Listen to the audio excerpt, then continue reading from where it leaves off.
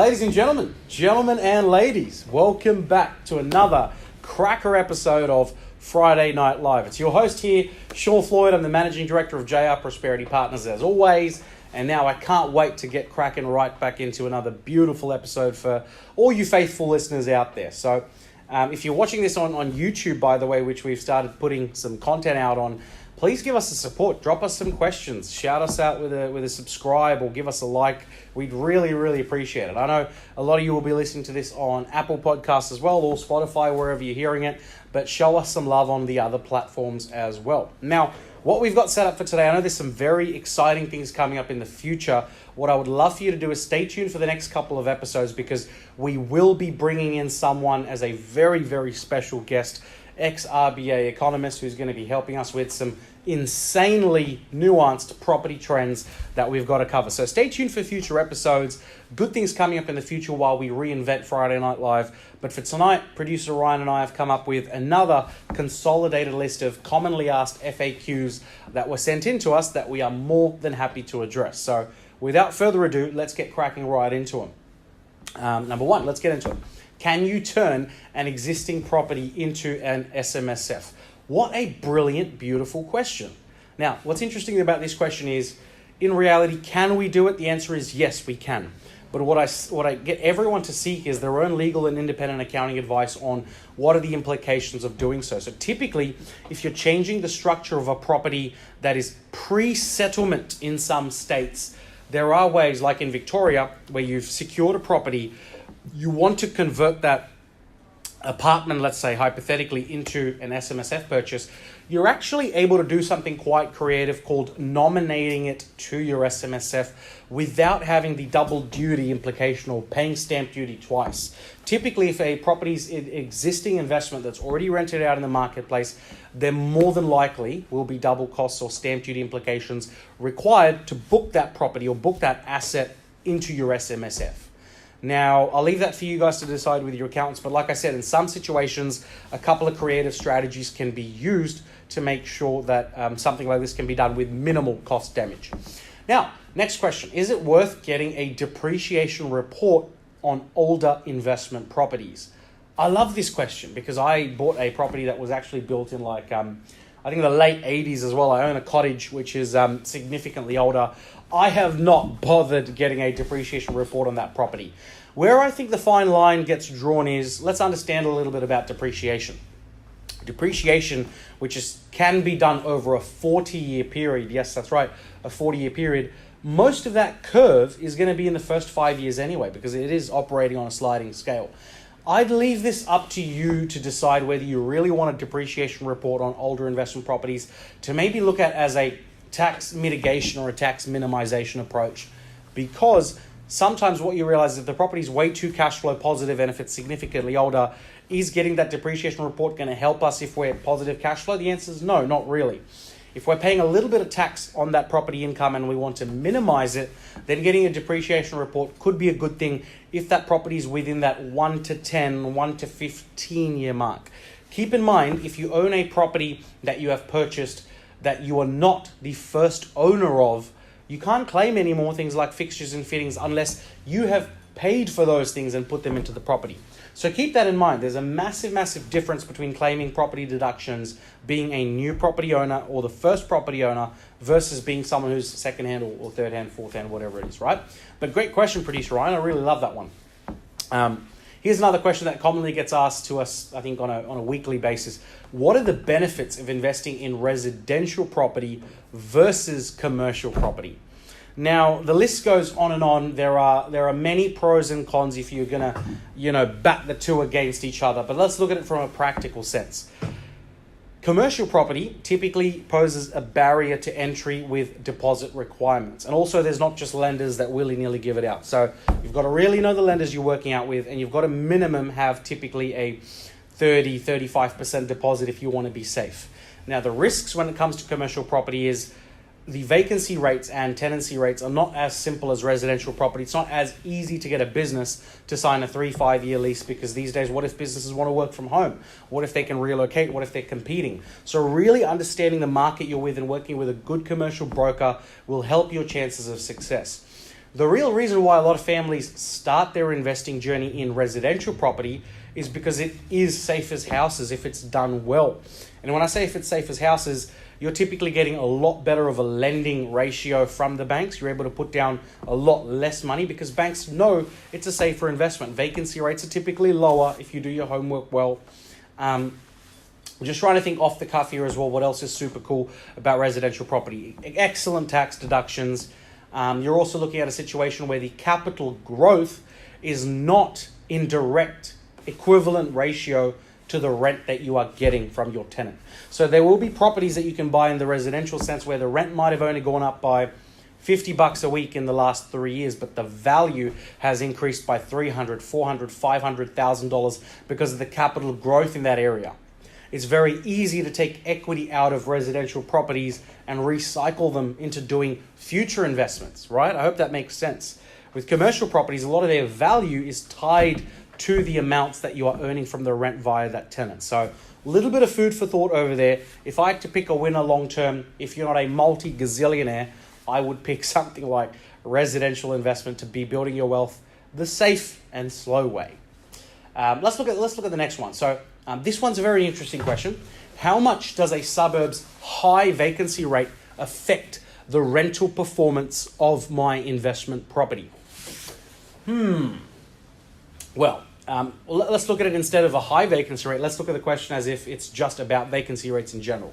Typically, as a rule of thumb, what we would recommend is a vacancy rate below 2% is a good starting point where there's enough properties on the market for a bit of healthy competition. We know that it's not, vacancy rates of 5% and above. And we know you will secure a tenant within that 3-4 week mark, which is fairly standard, right? Believe it or not, there are some markets today that are under such high pressure that you can secure tenants in markets where vacancy rates are sitting at less than 1.5%, less than 1%, less than 0.85% in some markets as well, which is essentially getting tenants in like a week or 2 weeks, sometimes 4 to 5 days as well. That's how high the demand is. Now, what the real effect of having high vacancy rates are is the ability to have a property consistently rented out throughout the whole year. So something that magazines like doing a lot, which I don't enjoy, is hotspotting or the hotspotting approach, which is talking about here's the suburbs with the highest rental yield. So you see something typically that has a 12, 15% rental yield as the suburb, and then you might be thinking, hang on a minute, that's the best return on my cash. But what happens between the lines is those suburbs with insanely high rental yields can also be compounded with extremely high vacancy rates, which is why when you eventually secure a tenant there, it's not really a pro that the rental yield's high, is because you're still sacrificing 3 months or 2 months in the year with completely zero rent. So make sure you factor that into your calculations before conducting anything and just acting on vacancy rates only or just acting on rental yields only, right? But keep it in mind. Good question.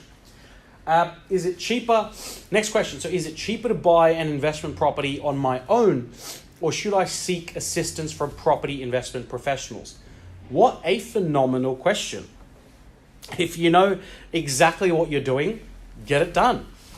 What is the benefit of using investment property professionals like a buyer's agency or a property integrated group? The real benefit is helping you avoid pitfalls that you didn't know existed.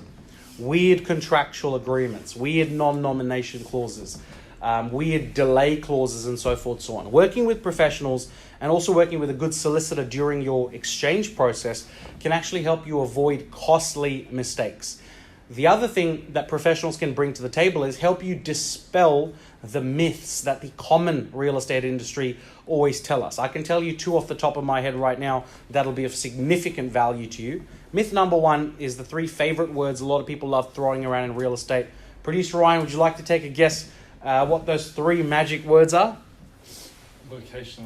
He's got it on the money. I think we need to give a coffee voucher to producer Ryan, which he'll gift himself for being so switched on, right? I'll give myself 2. He'll give himself 2. There we go. Those 3 magic words, ladies and gentlemen, are location. Now, if you've been, fortunate enough to see some of our live events or some of our webinars that we've done recently, we've actually dispelled the myth of location being the only factor for capital growth. It is really a myth because these days people in Australia are buying their houses mainly based on circles of influence and circles of affluence. So location is not the only end all and be all of property investing. Now, when we're looking at what else is another myth that we can dispel as property investment professionals is it just the land size that matters? Now, if you have $50,000 spare today and you can afford to buy 50 hectares in the middle of nowhere, there's a reason why those 50 hectares are priced at $50,000. There's a reason why land inside a growth suburb of Sydney is priced at $800,000. It's because land is sold based on its value and usability, not based on its size. Hope that makes sense, ladies and gentlemen.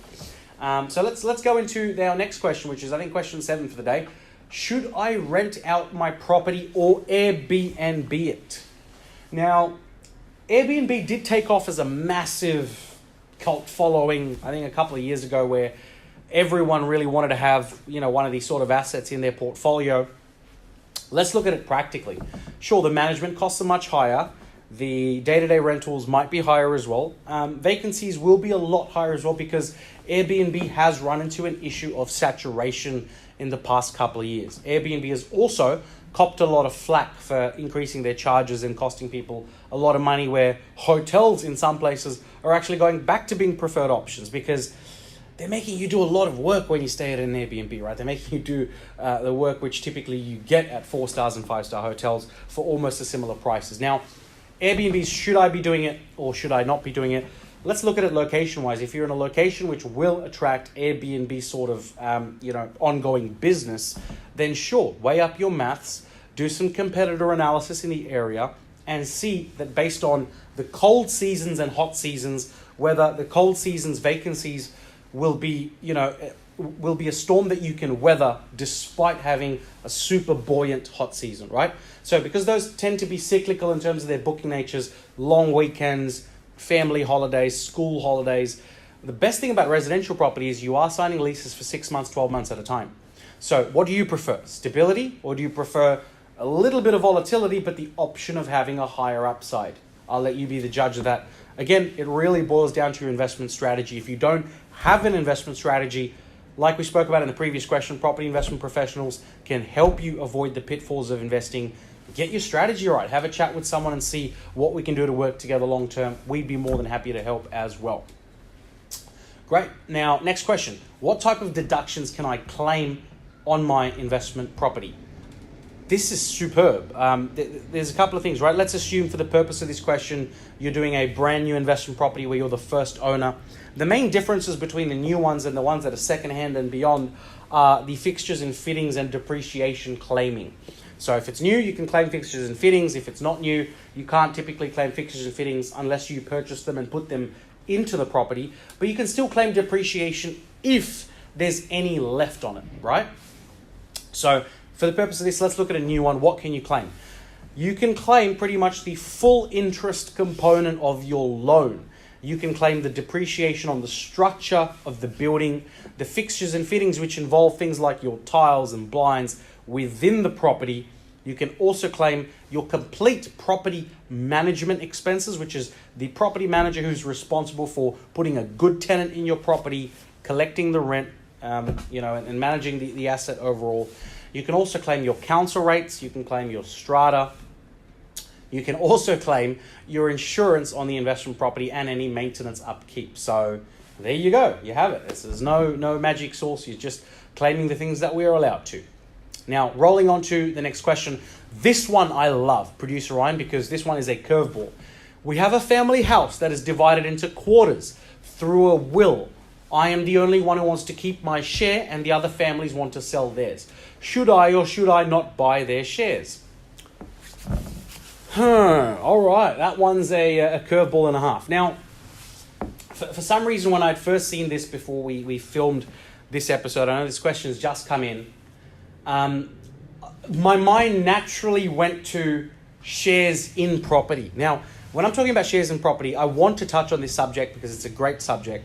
A lot of people are being marketed the ability to be exposed to being a property investor by buying shares in properties. And for example, you put down $20,000, you own a 1/50th share of that asset. and then you get a percentage of the rental return, you get a percentage of the capital growth.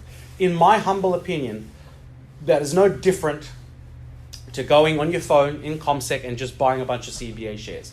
Because the whole purpose of residential property investing's success is that you utilize leverage to be buying the asset. That's where you get better than market returns. That's what you're doing. How many people these days buy their houses in cash? Very few. If you're buying your house in cash, you're not utilizing the leverage of what you could have done. So buying one house in cash maybe will allow us to buy 3 houses if we spread that out the right way. And sure, there is lending risk involved, but it can be mitigated if you do your homework correctly, right?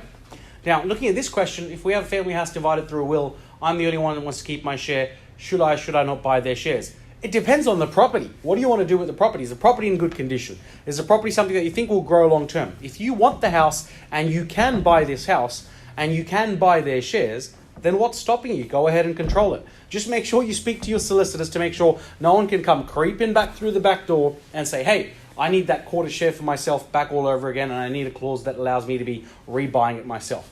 Typically, family-based properties and family-based property disputes can get quite ugly. That's why a lot of solicitors and a lot of accountants recommend people to not be buying properties with brothers as investments, not be buying properties with family, friends. Keep things separate. That way it's really nice that you have your own entry plan and you have, more importantly, your own exit plan as well, right? So a good bit of food for thought over there. Another really exciting question before we wrap up, our second last one for tonight, ladies and gentlemen, is I am a newly graduate. I'm a newly graduate something. So the question the person sent in misses what they're a newly graduate about. I'm not going to get into the idea of what they do, but I'm assuming I'm a newly graduated professional with $100K sitting in the bank. No debts, no other expenses, and I have a stable job. I want to start investing with my money in the bank, any property recommendations that would yield me a high income. Now, ladies and gentlemen, because this question is specifically around high income, can I get it done? The answer is absolutely you can. 100 grand, if leveraged correctly in today's economy, if you are earning, I'm guessing the stable job's got an income of about 120, 130K per year. If it's not, resend the question. I'm happy to address it specifically to the situation. But assuming broadly that the income's $120,000 to $140,000, can we get a high income property? The answer is yes. You can get quite high income properties. In fact, you can actually get what's called in today's marketplace even a hybrid allocation. A hybrid allocation is a property that has phenomenal growth prospects, but it comes with a traditionally higher rental yield than the average capital city's rental yield. So you can buy a house with 100 grand of savings that is worth in the marketplace $600,000. That's right, $600,000, and something that's giving you a gross rent of 5%, 5.2% or higher.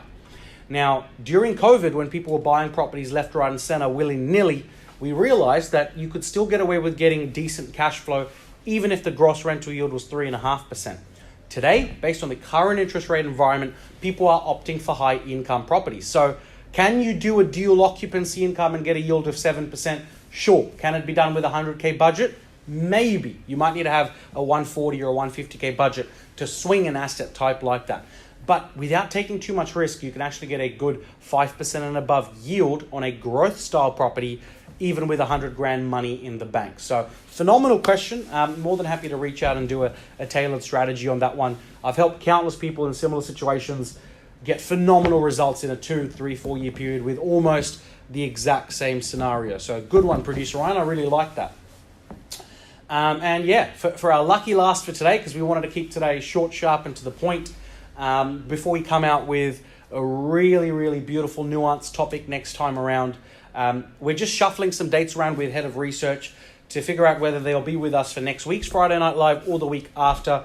But if you haven't already put in your calendar, just put a beacon out to remember to watch that episode where we bring in some really crazy property trends that you didn't know existed. I really want to bring that value to the marketplace pronto.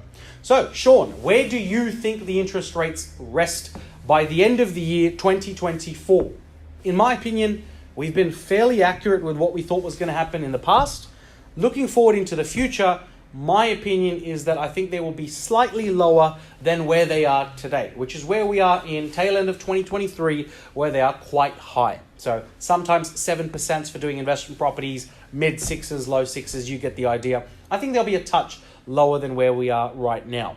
And if they're not, don't freak out. Where we are right now is actually a super stable place, and long term, if property investments had 7% interest rates, that is not a problem. You are getting taxes back on what you're investing in. So if you're a homeowner that's planning on buying a big dream home and paying a giant mortgage, not so much. We have officially, as of mid-2023 and beyond, entered the age of the investor. So stay tuned, and apart from that, I wish you a beautiful weekend ahead. It's been an absolute pleasure catching up with all of you as always. Have a beautiful rest of your Friday, Arvo, and I'll see you next time.